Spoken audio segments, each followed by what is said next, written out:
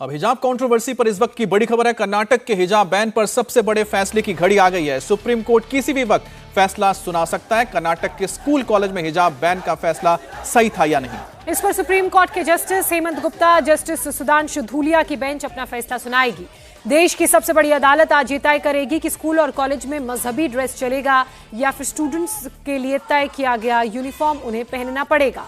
आज इस बात का फैसला भी हो जाएगा कि स्कूल और कॉलेज में हिजाब मजहबी मजबूरी है या फिर ड्रेस कोड जरूरी है।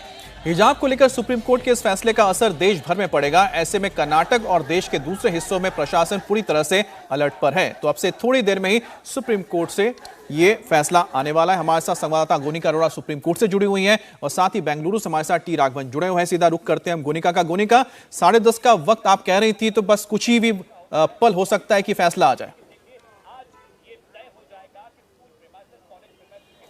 देखिए, बिल्कुल 10:30 हो चुके हैं और अभी बेंच बैठी नहीं है। लाइव लिंक पर लगातार देख रही हूं कि जैसे ही बेंच बैठेगी, सबसे पहले 1501 नंबर ये जजमेंट का नंबर है और इसीलिए सबसे पहले यही जजमेंट सुनाया जाएगा। 2 जजेस की ये बेंच है और जैसे ही ऑर्डर आएगा तो तस्वीर साफ हो जाएगी कि आखिर जो कर्नाटक हाईकोर्ट ने ऑर्डर दिया, क्या कोर्ट उसे अपहेल्ड करता है या फिर उस पर किसी तरीके का स्टे लगाता है। और जो कर्नाटक सरकार की तरफ से ऑर्डर दिया गया था, जो नोटिफिकेशन इशू किया गया था हिजाब बैन को लेकर, आखिर उस पर कोर्ट का क्या रुख रहता है। तो बिल्कुल अब से कुछ ही देर का इंतजार है। तमाम जो एडवोकेट्स हैं वो कोर्ट में पहुंच चुके हैं और सिर्फ इंतजार जजेस का किया जा रहा है। और लगातार लाइव अपडेट्स हम आपको इंडिया टीवी पर देते रहेंगे कि आखिर सुप्रीम कोर्ट का इस पूरे मामले पर क्या रुख आता है, क्योंकि कर्नाटक हाईकोर्ट का ये कहना था कि हिजाब पहनना रिलीजियस प्रैक्टिस नहीं है, तो इस्लाम का रिलीजियस प्रैक्टिस नहीं है, तो क्या कोर्ट उससे एग्री करेगा या फिर सुप्रीम कोर्ट उससे डिफर करेगा। दोनों जजेस जो बैठे होंगे, उन दोनों जजेस का फैसला एक जैसा होगा या नहीं। अगर दोनों का फैसला एक जैसा नहीं होता है तब भी कॉन्फ्लिक्ट हो सकता है, तब भी हो सकता है कि पूरा मामला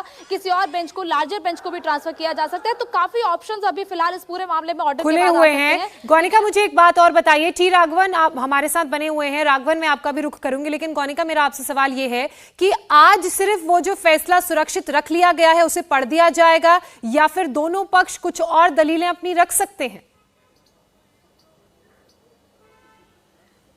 देखिए, सुनवाई पूरी हो चुकी है। सुनवाई 22 सितंबर को जब तक 10 दिन की ये पूरी हेयरिंग हुई थी और उस दौरान कोर्ट ने ऑर्डर रिजर्व कर लिया था। रिजर्व के बाद कोर्ट कुछ दिन लेता है इस पूरे मामले पर। दोनों जजेस अपना डिस्कशन करते हैं, इंडिविजुअली भी अपने ऑर्डर्स लिखते हैं और इसीलिए ये जरूरी नहीं है कि दोनों जजेस का ऑर्डर भी एक जैसा हो। और लेकिन ऑर्डर लिखा जा चुका है। अब सिर्फ जब जजेस आकर बैठेंगे तो सबसे पहले ऑर्डर पर हस्ताक्षर किए जाएंगे दोनों जजेस की तरफ से और उसके बाद ऑर्डर जो वर्डिक्ट है वो सुनाया जाएगा। हालांकि जो पूरा वर्डिक्ट है वो कुछ पन्नों का भी हो सकता है, क्योंकि ये दलीलें 10 दिन तक चली थी और 3 पक्षों की तरफ से ये दलीलें थी। एक दलील थी जो हिजाब, जो कर्नाटक हाईकोर्ट का फैसला है उसके खिलाफ थे, और दूसरा जो पक्ष था वो कर्नाटक सरकार थी और तीसरा पक्ष केंद्र सरकार थी। तो ये तीनों पक्षों ने जब अपनी दलीलें दी थी और कई एडवोकेट्स अलग अलग जो पिटिशनर्स हैं उनको रिप्रेजेंट कर रहे थे, इसीलिए ऑर्डर का जो वर्डिक्ट है वो काफी ज्यादा हो सकता है, लंबे ज्यादा पन्ने हो सकते हैं इसमें। इसीलिए कोर्ट सिर्फ जो इसका मेन कंक्लूजन होगा, जो ऑब्जर्वेशन होगा, सिर्फ उसी को पढ़ेगा। बाकी का जो इसके ऑब्जर्वेशन, जो बाकी के कंटेंट होगा, वो जब जो ऑर्डर है अपलोड हो जाएगा सुप्रीम कोर्ट की वेबसाइट पे, तब सामने आ पाएगा। तो किसी वक्त ये आप कह रहे हैं कि ये फैसला आ सकता है, क्योंकि लगातार आप, मैं देख रहा हूं कि आप अपडेट चेक कर रही हैं। जब तक ये ऑर्डर है उससे पहले हम जरा चलते हैं बेंगलुरु, क्योंकि बेंगलुरु से ये पूरा मामला सामने आया था कर्नाटक से। लेकिन कर्नाटक हाईकोर्ट में जो बहस हो रही थी राघवन, तो उसमें बहुत सारी चीजें बताई गई थी, जिसमें जो रिलीजियस टेक्स्ट है उसका भी जिक्र किया गया था। वहां पर बहुत सारे जो मुस्लिम स्कॉलर्स हैं उनकी भी राय ली गई थी, जिसमें दोनों थे। लेकिन सबसे इंपॉर्टेंट चीज उसमें दलील दी गई थी, वो आज सबके विषय, एक चर्चा का विषय है, और वो है ईरान में जिस तरह से हिजाब के खिलाफ जो आंदोलन चल रहा है, जिसमें एक शख्स की मौत तक हो चुकी है, उसका भी जिक्र किया गया था कि एक तरफ इस्लामिक कंट्री, वहां पर महिलाएं हिजाब से छुटकारा पाना चाहती, आजादी चाहती है, वही हमारे देश में जो डेमोक्रेसी है वहां पर हिजाब में लोग जाना चाहते हैं। जी बिल्कुल, जहाँ तक धर्म की किताबों को रेफ़र करने की बात है, अमित, जैसा आपने जिक्र किया, हाई कोर्ट में इतना एक्सटेंसिव इस बात को लेकर आर्ग्यूमेंट हुआ था कि सारी की सारी जो वो उर्दू में लिखी गई किताबें थी उसका ट्रांसलेशन लिटरली करवाया गया था और ऑन रिकॉर्ड इसे पढ़कर सुनाया गया था। जो स्टेट गवर्नमेंट के वकील हैं और बचाव पक्ष के वकील, दोनों की तरफ से सारी आयतें जो है वहाँ पर पढ़ी गई थी और इस बात पर कंक्लूजन ये निकाला गया था कि कहीं पर भी इस बात का उस होली कुरान में जिक्र नहीं है हैं कि हिजाब जो है वो एसेंशियल पार्ट है।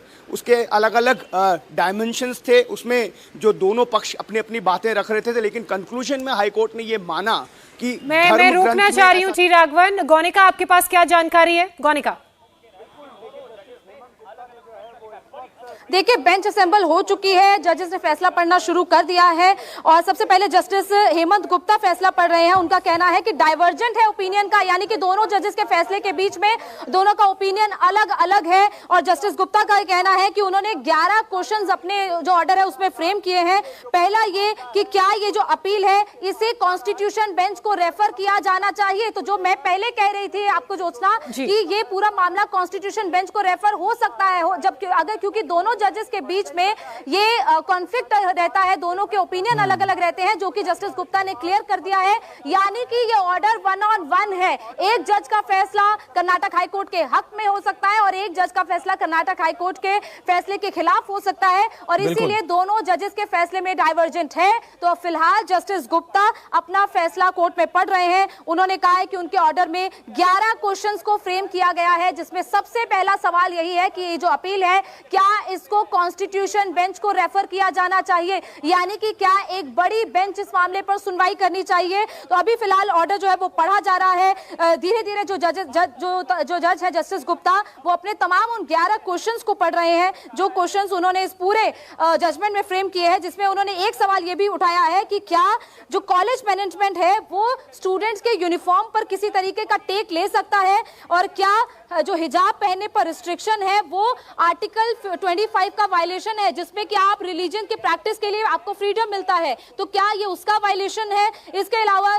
जस्टिस गुप्ता ने ये भी सवाल उठाया है कि क्या whether right under article 19 and 25 is mutually exclusive, यानी कि आर्टिकल 19 जो फ्रीडम ऑफ एक्सप्रेशन आपको देता है, आर्टिकल 25 जो आपको फ्रीडम ऑफ रिलीजन का प्रैक्टिस करने का देता है, क्या दोनों एक दूसरे के साथ दोनों म्यूचुअली एक्सक्लूसिव है, क्या दोनों अलग अलग है, और क्या गवर्नमेंट ऑर्डर इस फंडामेंटल राइट को इन्फ्रिंज करता है। तो फिलहाल जो जस्टिस गुप्ता की तरफ से अपने जजमेंट में जो सवाल उठाए गए हैं उनको जस्टिस गुप्ता पढ़ रहे हैं। जस्टिस धुलिया का जजमेंट अभी पढ़ा जाना बाकी है, लेकिन ये बिल्कुल क्लियर हो गया है कि दोनों के बीच में ओपिनियन का डाइवर्जेंट है, दोनों के ओपिनियन अलग अलग है, दोनों के ओपिनियन एक जैसे नहीं है, और इसीलिए ये पूरी संभवता अब है कि अब ये पूरा मामला जो है वो बड़ी बेंच को ट्रांसफर किया जा सकता है। और वही जो सवाल है वो भी जस्टिस गुप्ता ने उठाया है कि क्या जो 11 क्वेश्चंस उन्होंने अपनी जजमेंट में फ्रेम किए, जिसमें से एक सवाल ये भी है कि क्या इस अपील को कॉन्स्टिट्यूशन बेंच को ट्रांसफर किया जा सकता है या फिर नहीं। इसके अलावा जस्टिस गुप्ता ने यह भी कहा कि क्या जो can student exert her fundamental right is wearing right a part of essential religious practice under Islam, तो क्या इस्लाम के तहत उन्हें हिजाब पहनने का परमिशन मिलता है, क्या ये अगर उससे मना किया जाता है तो क्या ये उनके फंडामेंटल राइट का हनन है, और क्या गवर्नमेंट का ऑर्डर इस उनके जो एक्सेस ऑफ एजुकेशन का जो पर्पस है क्या उसको हनन करता है। और इसके अलावा जो आंसर है according to me is against the appellant, I dismiss the appeal, ये जस्टिस गुप्ता ने कहा है। जस्टिस हेमंत गुप्ता ने जो अपील पिटिशनर्स की तरफ से फाइल की गई थी उसको डिसमिस कर दिया है, लेकिन जस्टिस हेमंत धुलिया अब कह रहे हैं कि उनका जस्टिस धुलिया सुधांशु धुलिया कह रहे हैं कि उनका ओपिनियन अलग है, यानी कि वो पिटिशनर के हक में फैसला सुना रहे हैं। तो दोनों जजेस का फैसला अलग है। हिजाब मामले पर बड़ी खबर है सुप्रीम कोर्ट से कि जस्टिस गुप्ता और जस्टिस धुलिया दोनों जो मामले पर सुनवाई कर रहे थे, 10 दिन तक इस मामले की सुनवाई हुई, दोनों का ओपिनियन इस मामले पर अलग है। अब ये मामला हो सकता है कि बड़ी बेंच को ट्रांसफर कर दिया जाए, जिसमें कि या तो 3 जजेस होंगे या फिर 5 जजेस होंगे, क्योंकि जब 2 जजेस का फैसला एक जैसा होता है तो एक तीसरा जज होता है जो टाई ब्रेकर होता है वो रोल प्ले करते हैं। तो इसीलिए ये मामला या तो 3 और या फिर 5 जजेस के बेंच को जा सकता है। लेकिन अभी फिलहाल जो जानकारी जो ऑर्डर कोर्ट पे पढ़ा जा रहा है, जस्टिस गुप्ता ने तमाम सवाल उठाए, 11 क्वेश्चंस को उन्होंने अपने ऑर्डर में फ्रेम किया, जिसके बाद उन्होंने ये कहा कि उनका जो फैसला है वो अपीलेंट के अगेंस्ट है। अपीलेंट यानी कि वो मुस्लिम लड़कियां जो कर्नाटक हाईकोर्ट के फैसले के खिलाफ कोर्ट में गई थी, जिन्होंने पिटीशन फाइल की थी, उनके फैसले के खिलाफ है। उन्होंने पिटीशन को डिसमिस कर दिया है। अब जस्टिस धुलिया अपना फैसला पढ़ रहे हैं, जिसमें उन्होंने सबसे पहले यही कहा कि वो उनका ओपिनियन अलग है जस्टिस गुप्ता से। जस्टिस गुप्ता का जो फैसला है उससे उनका ओपिनियन अलग है। इसीलिए यही बिल्कुल साफ है। उन्होंने कहा है कि उनका ओपिनियन जो है वो डिफर है उससे। इसके अलावा जस्टिस धुलिया ये कह रहे हैं कि उनका जो I have set aside the Karnataka high court order, यानी कि जो कर्नाटक हाई कोर्ट का ऑर्डर था जिसमें ये कहा गया था कि इस्लाम जो हिजाब पहनना इस्लाम की रिलीजियस प्रैक्टिस नहीं है, उस पर उन्होंने स्टे लगा दिया, सेट असाइड कर दिया है उसको, यानी कि उस पर रोक लगा दिया है। तो दोनों जजेस, एक जज कह रहे हैं कि कर्नाटक हाईकोर्ट का फैसला सही है और दूसरे जज ये कह रहे हैं कि कर्नाटक हाईकोर्ट का फैसला गलत है, उन्होंने उसे सेट असाइड कर दिया है। तो दोनों जजेस का ओपिनियन इस वक्त अलग हो रहा है और उन्होंने कहा है कि and quash the government order. तो ये बड़ी खबर है कि जस्टिस सुधांशु धुलिया ने एक तो कर्नाटक हाईकोर्ट का जो ऑर्डर है उसको सेट असाइड कर दिया है और इसके साथ साथ ये भी कहा है कि जो गवर्नमेंट का ऑर्डर है उसको क्वैश कर दिया गया है, यानी कि कर्नाटक हाईकोर्ट ने जो ऑर्डर दिया था जिसमें ये कहा गया था कि स्कूल में कॉलेज में आप हिजाब पहनकर नहीं जा सकते, क्लासरूम में आप हिजाब पहनकर एंटर नहीं कर सकते, उसको क्वैश कर दिया है। तो दोनों जजेस के ये डिफरेंस ऑफ ओपिनियन आया है जिसमें ये कहा गया एक जज की तरफ से कि वो कर्नाटक हाईकोर्ट के फैसले के साथ है, वही जस्टिस धुलिया की तरफ से कहा गया कि वो कर्नाटक हाईकोर्ट के फैसले को सेट असाइड करते हैं। अभी फिलहाल जो सॉलिसिटर जनरल तुषार मेहता है वो अपना ओपिनियन अभी कोर्ट में रख रहे हैं क्योंकि दोनों जजेस का फैसला फिलहाल अलग है। अच्छा गौनिका, एक बात और बताइए। धुलिया की तरफ से ये भी कहा गया कि venturing into the ERP was not needed and the court took a wrong way. Justice Dhulia की बात करें तो उन्होंने हाई कोर्ट के फैसले को गलत बताया और साथ ही ये भी कहा आर्टिकल 14 और 19 का हवाला देकर कि जो रास्ता हाई कोर्ट ने अपनाया वो गलत है, यानी कि वो ये कह रहे हैं कि ये अधिकार उन लड़कियों का है कि वो क्या पहन के जाएं क्या नहीं।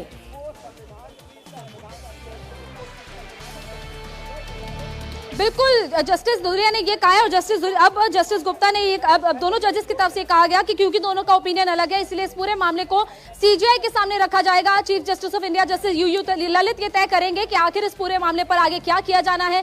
क्या ये मामला बड़ी बेंच को ट्रांसफर किया जाएगा, कॉन्स्टिट्यूशन बेंच को ट्रांसफर किया जाएगा, 3 जजेस की बेंच होगी, 5 जजेस की बेंच होगी, 7 जजेस की बेंच होगी, ये सारा फैसला जो है वो अब सीजीआई पर निर्भर करता है क्योंकि दोनों जजेस जो इस पूरे मामले पर सुनवाई कर रहे थे उन दोनों का ओपिनियन अलग है। जस्टिस धुलिया ने ये कहा कि एक लड़की जो आसपास घरों में काम करती है उसके बाद वो स्कूल जाती है और अपनी जिंदगी को बेहतर बनाने के लिए वो इस तरीके से कई लोगों के घरों में काम करती है, तो इसीलिए उनका कहना था और उसे एजुकेशन के अधिकार से वंचित करना सिर्फ क्योंकि वो हिजाब पहनती है, उनका कहना था कि इसीलिए वो इस मामले पर रिस्पेक्टफुली डिफर हो जाते हैं। और this was a case only dealing with article 19 and 25, यानी कि जो संविधान में आर्टिकल 19 के तहत हमें बोलने का अधिकार, फ्रीडम ऑफ एक्सप्रेशन मिला है और 25 के तहत हमें रिलीजन का प्रैक्टिस करने का अधिकार मिला है। उनका कहना है कि पूरा मामला उसी पर ही है, उसी के इर्द गिर्द ही ये पूरा मामला घूमता है। लेकिन गोनिका, जस्टिस गुप्ता ने तो बैन के खिलाफ उन्होंने तो कुछ नहीं कहा, उन्होंने तो कहा है कि बैन ठीक है।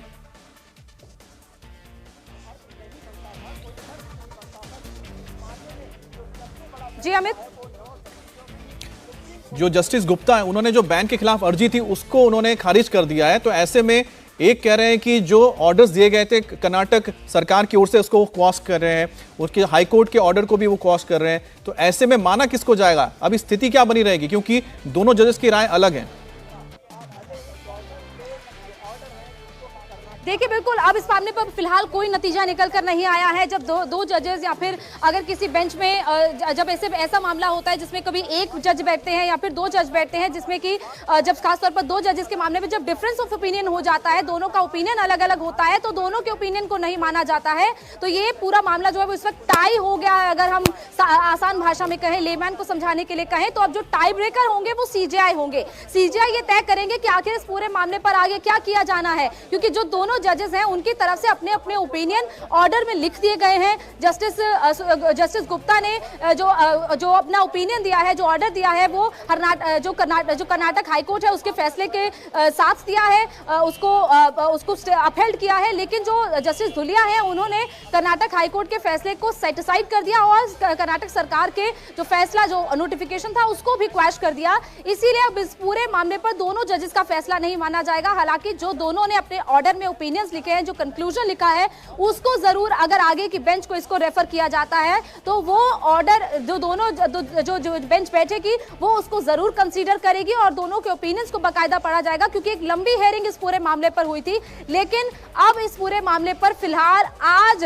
सुप्रीम कोर्ट से हिजाब मामले पर कोई ऐसा फैसला नहीं आया है जिससे कि अगर हम कहें कर्नाटक हाईकोर्ट तो यथास्थिति बनी हुई है गोनिका रो, तो हम कह सकते हैं कि फिलहाल जो यथास्थिति रहेगी, बरकरार है वो।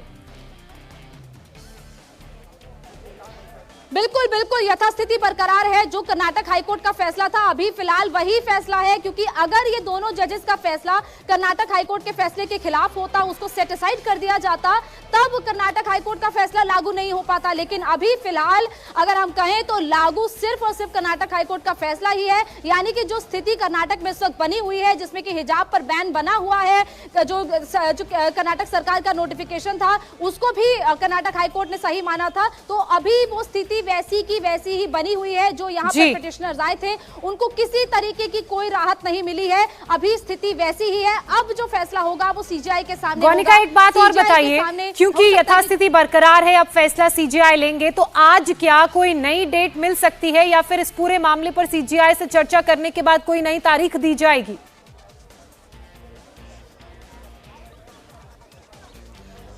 देखिए बिल्कुल अभी सीजीआई के सामने ये मामला जाएगा। हो सकता है कि जो पिटिशनर्स हैं वो इस पूरे मामले की मेंशनिंग सीजीआई के सामने दोबारा करें, उनको जानकारी दें कि जस्टिस गुप्ता और जस्टिस धुलिया का फैसला ये है, इसीलिए इस पूरे मामले पर सीजीआई अब तय करेंगे कि आखिर इस पूरे मामले पर क्या किया जाना है। लेकिन वो अभी बाद की बात है। लेकिन आज फिलहाल यही स्थिति है कि सुप्रीम कोर्ट से जो पिटिशनर्स है उनको किसी तरीके की राहत नहीं मिली। एक जज ने हालांकि पिटिशनर्स के हक पे फैसला सुनाया, वहीं दूसरे जज की तरफ से फैसला पिटिशनर्स के खिलाफ सुनाया गया। इसीलिए इस पूरे मामले पर अभी कोई नतीजा नहीं। Whatever she wants to wear, she can wear. And the third thing which he has emphasized in this judgment is that he has emphasized on the education of the girl child. He has said how the girls in the villages and how in the girls in the remote areas they work. They have to assist their families. Then they have ultimately they go to the school. So it's very important for the girl child to have her education. So he has emphasized on the education of the girl. He has emphasized on her choice, and he has depended on the Bijoy Manual judgment, which has upheld this practice where a lady can put whatever covering. I appeared. One of the petitioner was Charanjit Kaur, in which she was a Sikh lady. She was saying that when I have this choice, then other girls and other ladies and other ladies from the various communities, they should have all this choice also to cover their heads while they are going to schools or wherever or which place they are going to. So my name is Aftab Ali Khan. Thank you very much. This ultimately has been referred to the CJI for constitution of the larger bench.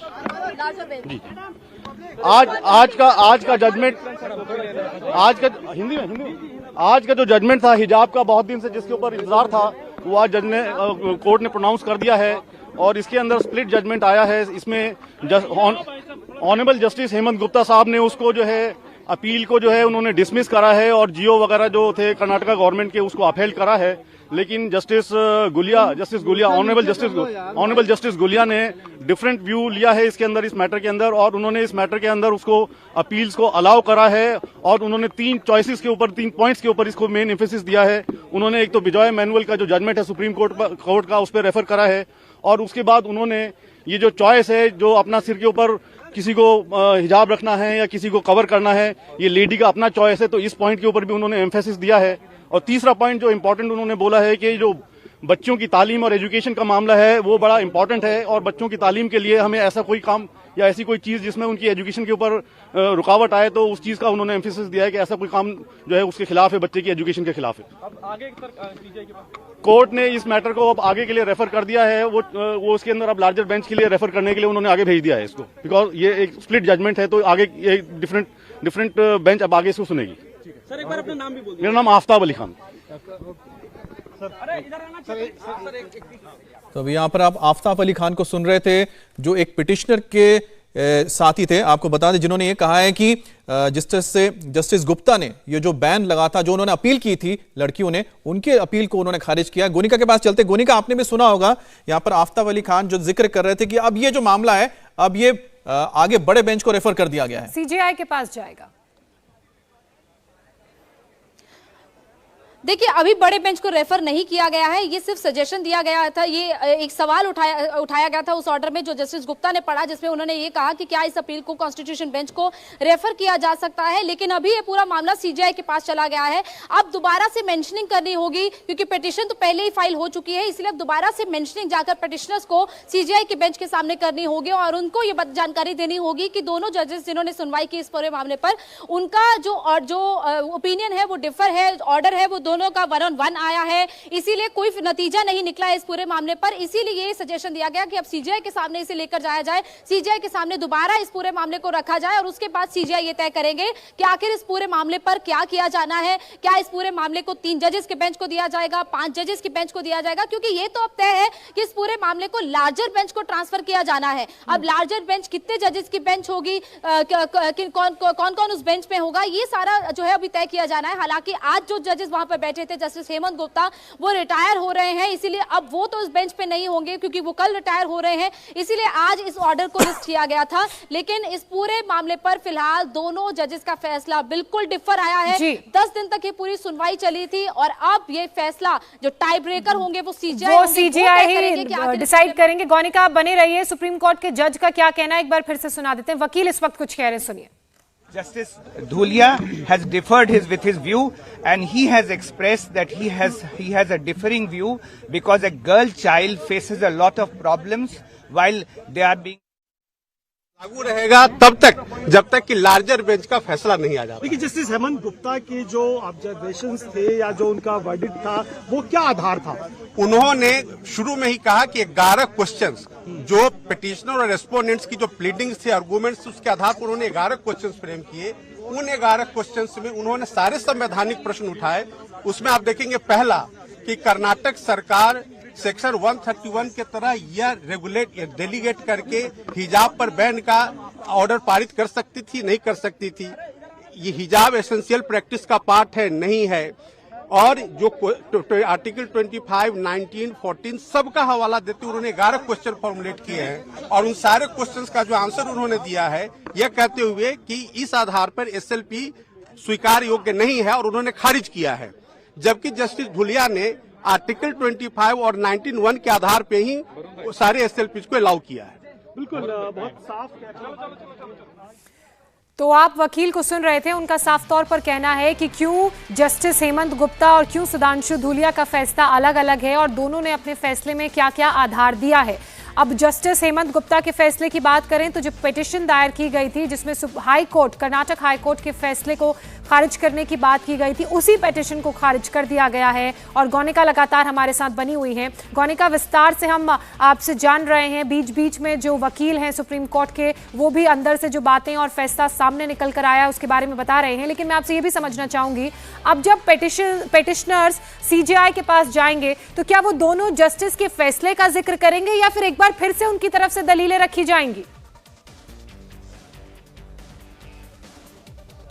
देखिए, ये क्योंकि CGI के सामने जब mentioning होगी तो Karnataka high court तो बिल्कुल नहीं जाएगी, क्योंकि जो पिटीशन लगाई गई थी वो मुस्लिम लड़कियों की तरफ से या जो तमाम ऑर्गेनाइजेशन जो कि हिजाब के हक में कोर्ट में पिटीशन जिन्होंने फाइल की थी उनकी तरफ से मेंशनिंग की जाएगी, क्योंकि कर्नाटक हाईकोर्ट इस पूरे मामले पर पार्टी बना था, रिस्पोंडेंट था, इसीलिए रिस्पोंडेंट तो मेंशनिंग नहीं करेगा क्योंकि उनके पास तो फैसला कर्नाटक हाईकोर्ट का उनके हक में है ही है। इसीलिए जो पिटिशनर्स है वो मेंशनिंग करेंगे सीजीआई के सामने, वो सीजीआई से ये कहेंगे कि उनको इस पूरे मामले पर जो फैसला दोनों जजेस का आया है, इसीलिए वो चाहते हैं कि अब इस पूरे मामले पर विस्तार पूर्वक सुनवाई हो।